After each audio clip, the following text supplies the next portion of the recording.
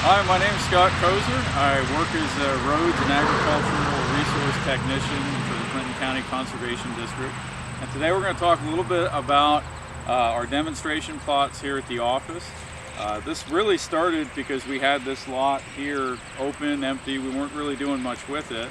We had Paul Porter, who is a director on our board, mentioned the idea that it would be great in the world of soil health and cover crops to start utilizing these plots that demonstrate some of the practices that farmers can do to reduce erosion, increase soil health, and so that's what we started to do.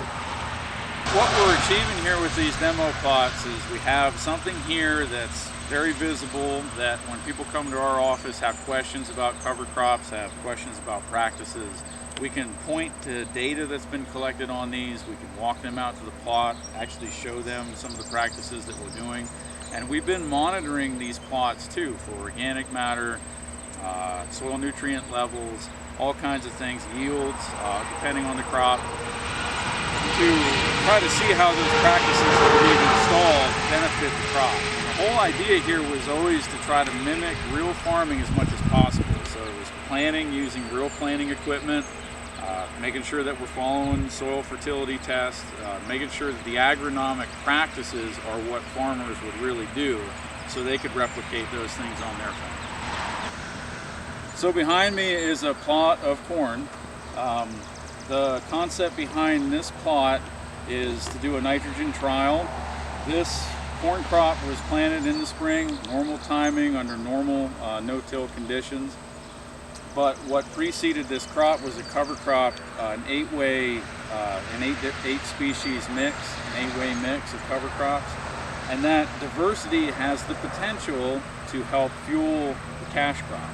So what we did with this plot is we planted corn into that cover crop, terminated it the same way that you would do in a normal cover crop no-till system. And we only applied about half of the nitrogen to this corn crop that you normally would. And the idea here is at the end, we'll look at the yields. If the yields are comparable to a full grade of nitrogen, then we can show that perhaps that cover crop helped fuel that cash crop. This plot here, it was no-till sunflowers. And sunflowers aren't a very common agronomic crop in Pennsylvania. But we just wanted to throw it in here to have some diversity, because one of the things in soil health is also diversity in your cover crops, but diversity in your crop rotation as well. So the more crops you can put in that portfolio, the better. And so we thought, you know, some of these plots have a good history of corn and soybeans, that breaking that cycle and putting something different in would be good for this year. And it's aesthetically pleasing. The sunflowers look good when they bloom. And also provide some habitat to pollinators. So that was kind of the idea behind this plot for this year. So this plot behind me is planted in buckwheat. Buckwheat has a lot of benefits to pollinators and wildlife. Again, like the sunflower plot, this breaks up the normal crop rotation of corn and soybeans. It's not that common of a agronomic crop in Pennsylvania, a lot like the sunflowers, but it does provide a lot of benefits. And one thing that it really does for us in the world of cover cropping is that this will get harvested somewhat early compared to coarse grains like corn and soybeans. And so that opens up a lot of opportunities to plant cover crops in this plot in the second half of the year. So this plot is planted in a pollinator mix. One hot topic in the world of conservation right now is the importance of pollinators. We're starting to see a decline of some of those pollinators worldwide. And so we want to provide habitat for them in certain places, wherever that fits in to the crop rotation, the cropping cycle, the operations. So here we were able to make that work. This is an 8-way species mix of flowering plants that flower at different times of the year that will hopefully provide some habitat to pollinate. So to take a closer look here at this pollinator plot, so this is buckwheat, white flower, kind of a thick stem. There are oats in here too. We're not positive why the oats are in the mix. It might just be to kind of help as a nurse crop, but those are the oats. There are sunflowers in this as well. This is one of the young sunflower plants. There are peas in this. And peas are a legume. They're in a family of plants that can fix atmospheric nitrogen. So that's one of the benefits that this plant's providing to the plot itself, is actually putting nitrogen from the air we breathe into the ground to help fuel the other plants in the mix. Another legume in this mix that does flower is vetch. This is a vetch plant right here that makes up part of this mix. And there is a brassica in this mix as well. And that brassica will eventually build a tuber underground year one, which would be this year. And it can bolt, which means it can put up a flower in a year, or it can put that tuber in the ground and shoot up a flower for reproduction the following year. So we'll see how this one behaves this year. This was all planted in the spring. I would imagine that this mix would take on a completely different look and behave completely different if it were planted, you know, in the fall or later in the summer.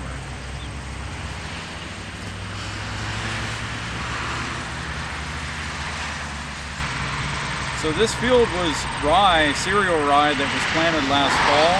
We allowed it to overwinter, and we harvested it as a grain within the last few weeks here. And how that works is we actually run a combine through the field, same way that we harvest a lot of the other crops. Combine went through the field and harvested the rye grain, left the straw here to dry out a little bit, and then Phil Koser, who's on our board of directors, who helps out a lot here, Phil came by then and baled the straw, which is basically the stalk and all the residue that's left over from the harvest. And this can be used as animal bedding, a mulch, can be used for a lot of different things. We'll take that off, but a summer harvested small grain like cereal rye, like oats, wheat, provides an excellent opportunity to plant a good cover crop mix in and get diversity for soil health, reduce erosion, all the benefits that we have from cover cropping and soil health. It gives you a great opportunity to plug that in the second half of the year. So what we'll utilize this plot for now is we'll probably wait a little bit, we'll probably take care of the weeds that are in this plot, and then we'll put a really great diversity cover crop in this plot, which will be help to set things up for the cash crop for next year. Hello, I'm Jodun, the Agricultural Resource Conservationist here at the Clinton County Conservation District. If you were to take a look at this container and I were to ask you, what do everything inside that container have in common? You may say, well, Wade, everything in there can be eaten, and you'd be right. You might say, everything in there is either a fruit or vegetable, and you'd probably be right about that too. One thing that most people don't think about, that what's in this container have in common, is that they wouldn't exist without pollination. Pollination is the act of the transfer of pollen from one flower to the next. And that's the process that allows plants to create seeds, fruits, and vegetables. Next, we're going to take a look at how corn pollinates. But before we do, the next time you take a bite of a fruit or vegetable, thank a pollinator. So let's first take a look at corn and how corn pollinates. Corn actually pollinates almost exclusively through the wind. When the corn comes in tassel, this tassel drops pollen, and the pollen actually bumps right into the silk on top of the ear of corn. Something few people know, every piece of silk on the ear of that corn is attached to a kernel. If during the pollination process a single piece of silk doesn't get pollinated, when you peel the husk off this corn to go throw it on the grill or in a pot of water, that kernel that didn't get pollinated because its silk got missed won't be there. It'll be missing. Now, unlike corn, most plants require pollination through pollinators. What are pollinators? Pollinators are things like animals, bugs, insects, things like wasps, butterflies, moths, hummingbirds, and most importantly, bees. They move from flower to flower, they carry pollen from flower to flower, and they kickstart the process of pollination. Of all of our pollinators, bees are the most important. Bees pollinate more species of agricultural crop and flower than any other species on Earth. So the next time you hear the phrase, busy as a bee, you'll know why. Pollinators, like bees, are considered a keystone species. What I mean by that is that they are the key for other species, that other species depend on them. A perfect example is pollinators, like bees, will pollinate, move from plant to plant for something like a blueberry. It's that process that creates blueberries. Birds, bears, and even humans depend on that for food. In fact, pollinators are so important that of the 1,400 crops raised for food across the earth, 80% depend on pollinators. Here in the United States, the process of pollinating our agricultural crops is worth an estimated $18 to $20 billion annually. So not only are we dependent upon pollinators for our food, but a large part of our economy is also dependent upon healthy and successful pollinators and pollination. You just heard how important bees are to the American economy, as well as the American Agricultural Growers Association and feeding the American people. Unfortunately, across the United States and across the world, our pollinators are in trouble. For example, here in the United States, in just the last 70 years, 60% of American honeybees have been lost. There's a lot of reasons for it, but chief among them, climate change has destroyed much of their habitat, and also the use of pesticides. Although pesticides can help when you're growing a backyard garden, by keeping insects away from your plants, it's those same pesticides that can kill bees. So here at the Clinton County Conservation District, we're doing our part to help pollinators.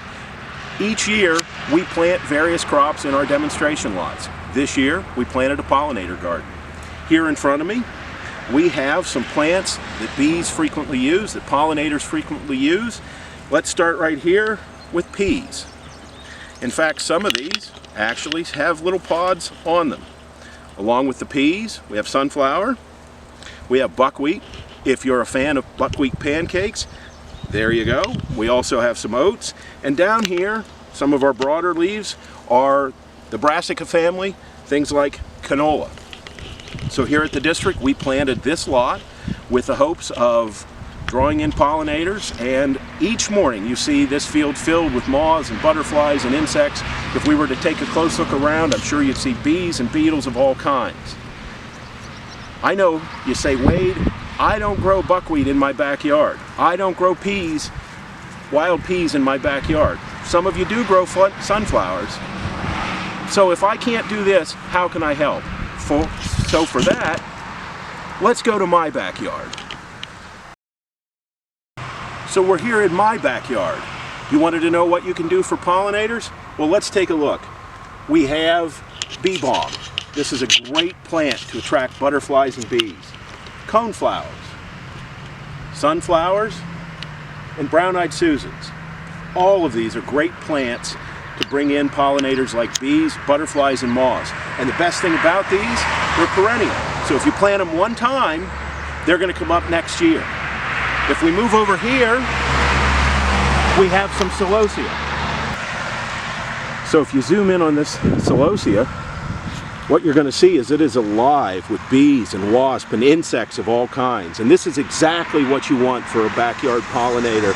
You want to see bees and insects of all kinds crawling on them. You want your vegetation to be alive with pollinators. It provides great habitat, and it also provides a lot of nectar on which those pollinators depend. We've talked a lot about what you can do for insect pollinators like bees and moths and butterflies, but let's not forget our friend the hummingbird. I've got out here a hummingbird feeder. You can see that it's got the standard hummingbird nectar that you buy at the store. For those of you who don't want to do that, you can actually make your own. It's 4 parts sugar, 1 part water. If you add a little bit of red food coloring, because it is red, better than most other colors that bring in the hummingbirds. But if you're going to use backyard feeders like this, be sure that once a week you take them apart, you scrub them out with good hot water to keep mold out of there. You don't want to make your hummingbird sick, but this is a great way to help pollinators like hummingbirds in your backyard. One more thing you can do to help pollinators in your backyard. Put out a bird bath. Throw in a little water, a couple of pinches of salt, because pollinators like bees use the micronutrients. And if you really want to attract pollinators, a piece of overripe banana or a piece of overripe orange, and you got yourself a hot spot for pollinators. So we've been talking about what you can do for pollinators, but let's talk about what pollinators can do for you. If you're a backyard gardener like myself, bringing pollinators in can help get a better crop. When you bring those pollinators to you through planting flowers like we just talked about, the coneflower and bee balm, if you plant those close to your garden, you get increased pollination of your garden crops. You get a big, healthy bumper crop of banana peppers, a big crop of tomatoes. So not only can you help pollinators, but while you're helping them, they can help you with your backyard gardening.